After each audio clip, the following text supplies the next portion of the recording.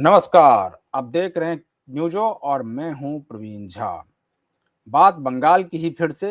और बंगाल से खबरें इस प्रकार से आती हैं कि आप भी देखकर एक बार हंसने पर मजबूर हो जाएंगे, क्योंकि बंगाल के नेताओं की जिस प्रकार से अब परेड निकाली जा रही है, वो नेता ना कहें, नेता के साथ साथ गुंडा कहें, तो उनका अब किस प्रकार से परेड वहां की पुलिस निकाल रही है, ये आज भी देखने को मिला।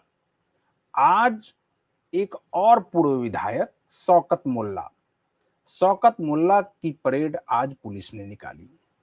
और शौकत मुल्ला के बैकग्राउंड में वही गाने बज रहे थे जिस गाने को लेकर शौकत मुल्ला जाने जाते हैं। हालांकि मैं वो गाना आपको नहीं सुना सकता, लेकिन मैं आपको वीडियो दिखाऊंगा और वीडियो देखकर आप कहेंगे कि आखिर क्या तृणमूल कांग्रेस के ज्यादातर नेता इसी प्रकार से थे क्या। क्योंकि आप देखिए कि चाहे वो शाहजहां शेख हो, चाहे वो शौकत मुल्ला हो, जहांगीर खान हो या अनुब्रतो मंडल हो, जितने भी नाम हैं, ये सभी नेता किसके थे? वो नेता टीएमसी के थे। अभी भी टीएमसी के ही हैं, लेकिन अब वो नेता नहीं, गुंडे के रूप में उनको पुलिस ने अरेस्ट कर लिया है और अब उनकी परेड निकाली जा रही है।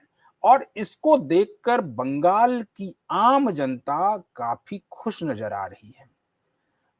आम जनता जो है टमाटर और अंडों से तो स्वागत करती ही है, जूते की माला पहनाकर भी स्वागत करती है। यानी कि अब बंगाल की जनता के अंदर जो तृणमूल कांग्रेस के नेताओं और गुंडे की वजह से भय था, वो भय पूरी तरह से शुवेंदु अधिकारी ने खत्म कर दिया है। शुवेंदु अधिकारी ने ये दिखा दिया कि बंगाल में कानून का राज है और कानून के दायरे में रहकर ही सभी लोगों को रहना होगा। आज हम आपको वो वीडियो दिखाएंगे, लेकिन उससे पहले आज हमारे साथ जुड़ रहे हैं इस बातचीत में वरिष्ठ पत्रकार और राजनीतिक विश्लेषक संजीव प्रियदर्शी। पहले उनसे एक छोटी सी प्रतिक्रिया लेंगे 10 सेकंड की, उसके बाद फिर आपको हम वो वीडियो दिखाएंगे। संजीव जी, आपको क्या लगता है, ये जो अब परेड निकालने की प्रथा सी बन गई है क्या बंगाल में? नमस्कार प्रवीण जी, न्यूज हो के दर्शकों को भी मेरा नमस्कार। देखिए, अक्सर कहा जाता है कि रोपे पेड़ बबूल का तो आम कहां से होए। तो ये हर जिले में, हर इलाके में बंगाल टीएमसी और अभिषेक बनर्जी ने बबूर के पेड़ रोपे थे। और ये अब देखिए कि शौकत मुल्ला पे आपको पता होना चाहिए, हमारे दर्शकों को पता होना चाहिए, उस पर बलात्कार का केस भी दर्ज हुआ है। उसने उसने अपने गुंडों के साथ मिलकर रेप किया है महिला के साथ, सोचिए। और ये व्यक्ति चुनाव लड़ता था, ये व्यक्ति उसका राइट हैंड था शौकत मुल्ला। दो बार का विधायक रहा है, 16 और 21 में विधायक। इस बार तो हार गया, वो भांगर सीट से शायद हार गया, नौशाद सिद्दीकी ने इसको हराया है। और आज ही इसके बेटे का कैफे था, उस कैफे को भी जो है वो किया गया, बुलडोज किया गया। क्योंकि वो कैफे जो है वो आप देखेंगे कि वो कैफे भी अवैध तरीके से बनाया हुआ था इसके बेटे ने। और आज ही शौकत मुल्ला को परेड कराया गया। और देखिए, यही गाना, वो शौकत मुल्ला माचोर माचोर, कैनिंग के माचोर, यही गाना है उसका। और ये गाना काफी लोकप्रिय हुआ था चुनाव में, चुनाव के बाद भी। और देखिए किस तरह से इसकी परेड निकाली जा रही है। देखिए इसके शकल पे, इसका शकल देखिए, इसके शकल पे अभी भी शर्म, हया, अफसोस नजर नहीं आ रहा है। देखिए इसकी शकल देखिए। और लोग जो हैं, अब देखिए लोग नहीं, अभी इसकी शक्ल इसलिए संजीव जी मतलब सही दिख रही है कि कम से कम इनके शक्ल के साथ कोई छेड़छाड़ नहीं किया गया है। मेरा मकसद ये कि इनके पहनावे में, इनके पोस्चर में कोई परिवर्तन नहीं है। क्योंकि जिस प्रकार से जहांगीर खान को हाफ पैंट टी शर्ट में उनकी परेड निकाली गई थी, उसी प्रकार से शौकत मुल्ला की भी परेड निकालने की जरूरत थी। ये यहाँ पर पुलिस से थोड़ी सी चूक हो गई है और उस चूक को हो सकता है आने वाले समय में पुलिस दुरुस्त भी कर ले। देखिए ये वो है ना, बोहनी हुआ है ना, ये शुरुआत हुई है। अब शुरुआत थोड़ी हुई है, अब आगे जाके देखिए अंजाम कैसा होगा। और ये पुलिस ने बहुत प्लान तरीके से किया कि उसके बेटे का जो अवैध वो था उस पे प्रहार हुआ, और फिर क्या उसके थे? बाद जाके कैफे पर प्रहार हुआ, वो ध्वस्त हुआ और इसको फिर घुमाया गया। और इससे क्या हो हम्म। रहा है देखिए कि इसका खौफ का जो साम्राज्य था, जो इसने हम्म। डर का साम्राज्य कायम किया हुआ था, जो शरीफ लोग थे, जो कानून को मानने वाले थे, और ऐसा नहीं है, हम्म। ऐसे लोग धर्म देखकर शोषण नहीं करते, हम्म। ऐसे लोग सबका शोषण करते हैं, सबका। बिल्कुल। जैसे आजम खान जो थे, सपा के हैं अभी भी, क्या उसने केवल हिंदुओं की जमीन पर कब्जा किया है? कितने मुस्लिमों के ने शिकायत की है, एफआईआर किया है कि उनकी जमीन पर कब्जा किया गया है? तो हम्म। ऐसे लोग जाति और धर्म नहीं देखते, ये बस अपना फायदा देखते हैं, और जाति और धर्म को ये लोग इस्तेमाल करते हैं अपने को ऊंचा बढ़ाने के, आगे करने के। हम्म। लेकिन अब देखिए क्या स्थिति है इसकी। इसका एक भाई तो बेचारा घूम घूम के थक गया, जहांगीर हम्म। खान फाल्टा में। अब इसको घुमाया जा रहा है, थोड़ा बारिश हुई है बंगाल में, तो हो सकता है हम्म। इसीलिए इसको फुल पैंट और जूते वूते में पहनाया गया है। लेकिन आगे हम्म। देखिए क्या क्या होता है। वो तो इसकी इस कल्पना इन्होंने नहीं की थी, ये कोई हम्म। सोच नहीं सकता, इसकी ऐसी तूती बस्ती थी उस हम्म। पूरे बंगाल में कही। और ये देखिए इसको एनआईए ने अरेस्ट किया है, बिल्कुल, पहली जो 5 जून इसकी को। अरेस्टिंग।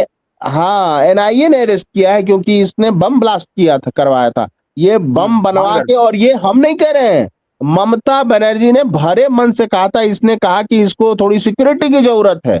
तो हम्म। तो ममता बनर्जी ने कहा कि भाई तुमको कौन सी सिक्योरिटी की जरूरत है, तुम तो बम बना बना के मारते हो। सोचिए, हम्म। यानी ममता बनर्जी को भी पता था कि शौकत मोल्ला क्या करता है, लेकिन तब भी शौकत मोल्ला को टिकट दिया गया। सोचिए, सोचिए। हम्म।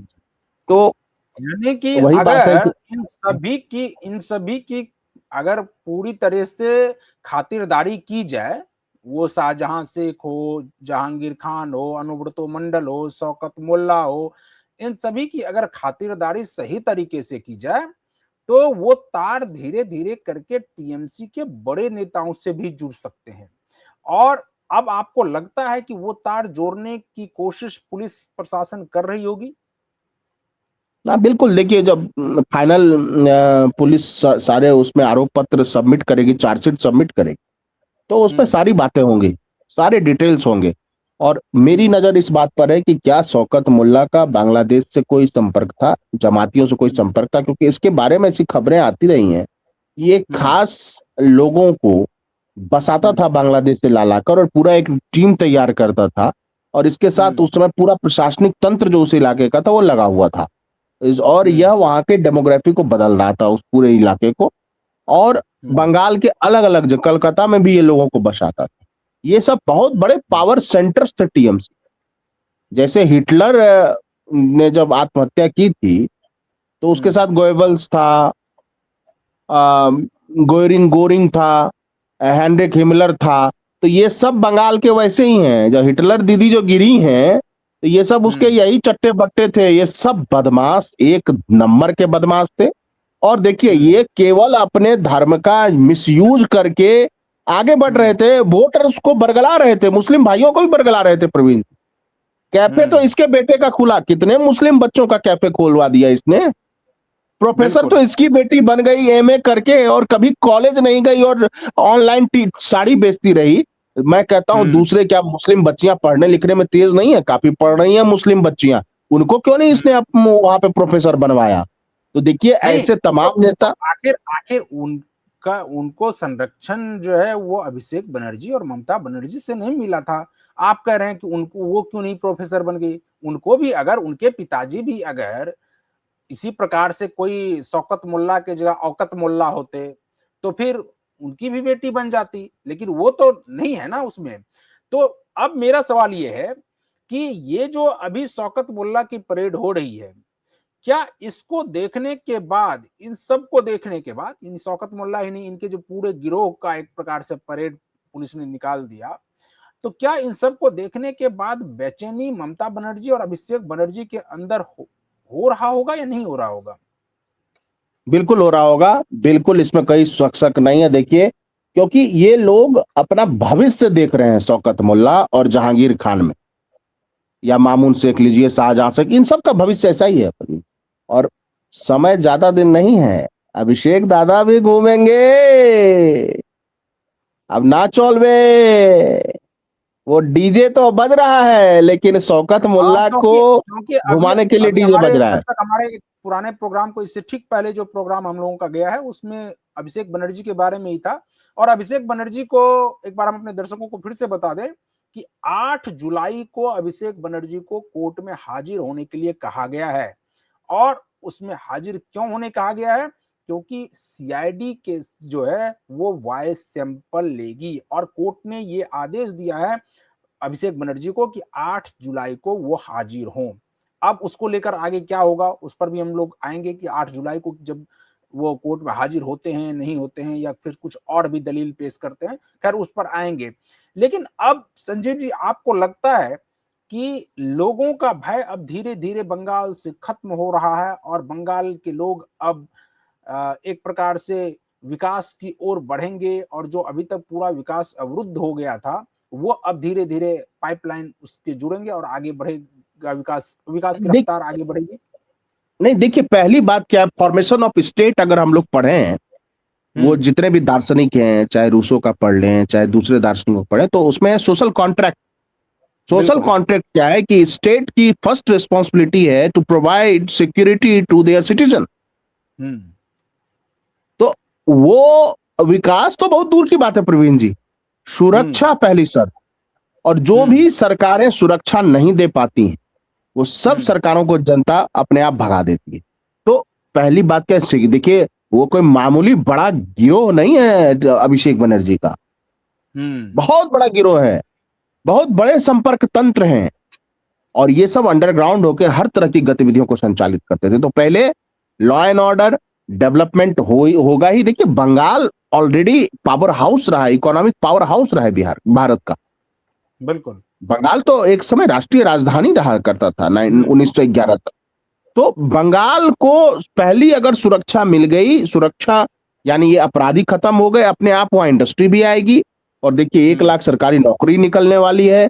अन्नपूर्णा योजना में 3,000 रुपए दिए जा रहे हैं महिलाओं को। और सोचिए हम्म। पुरुषों तक को, यानी टीएमसी के पुरुष वर्कर जो बांग्लादेशी थे उन तक को ये लकी भंडार का पैसा दिया जाता था। सोचिए कितना बर्बाद किया है इस महिला ने पैसे को, इस यानी सरकार कि ने ये कह पैसे को। सकते हैं कि नीतीश कुमार जी जो बिहार के पूर्व मुख्यमंत्री हैं वो जब कहते थे कि न्याय के साथ विकास होगा, तो अब यहाँ पर शुभेंदु अधिकारी के राज में सुरक्षा के साथ विकास होगा, आप ये कह रहे हैं?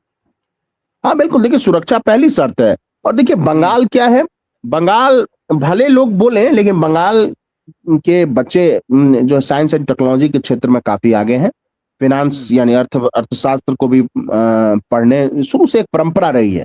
पूरा आप हम्म। देखिए जो साउथ बंगाल का जो पूरा इलाका एजुकेशन का हब रहा है प्रवीण जी, शुरू से। हम्म। तो बस थोड़ा सा उसको प्रमोट करने की जरूरत है। अब हर जिले में कोचिंग इंस्टीट्यूट सरकार खुद खोल रही है जहाँ की कॉम्पिटिटिव एग्जाम की पढ़ाई होगी। और मुझे लगता है हम्म। कि बंगाल का भविष्य उज्जवल है।